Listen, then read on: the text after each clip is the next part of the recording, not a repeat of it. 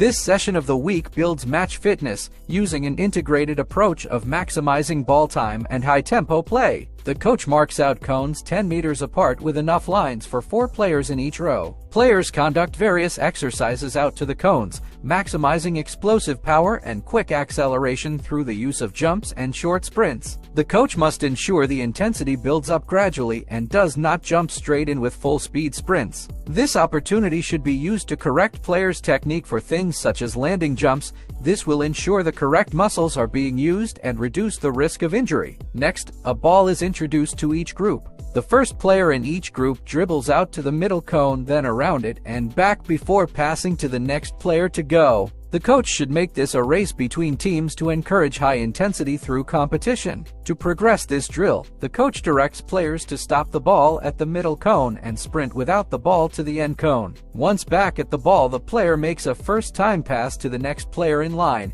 who must make a good first touch and immediately accelerate away at speed. Once finished, the coach should allow players a water break and recovery time. It is important players rest long enough between turns that they can give maximum intensity during each run. When moving on to the next phase of the session, the coach can simply lift the middle red cone and will be left with a box suitable for the next exercise. On the left, player 2 shadows player 1 as they move around the box, making a bounce pass with the players on the outside. To progress, player 1 stops the received ball and player 2 makes the return pass. This should be competitive to tidy up the balls quicker than player 1 can receive, and vice versa. On the right setup, players conduct a simple dribbling track race. Players compete against each other to dribble around the outside of the yellow cones as fast as they can, whilst keeping the ball under control. Again, players should be allowed adequate rest time so that they can give maximum effort when dribbling. Players should complete 2 to 3 rounds of the race before swapping with the team in the box. Due to the intensity of play, players are encouraged to take on water throughout the session. Good hydration and rest will ensure maximum effort and improvements in speed and strength. Next, the coach progresses to a high-intensity 2 versus 2 small-sided game.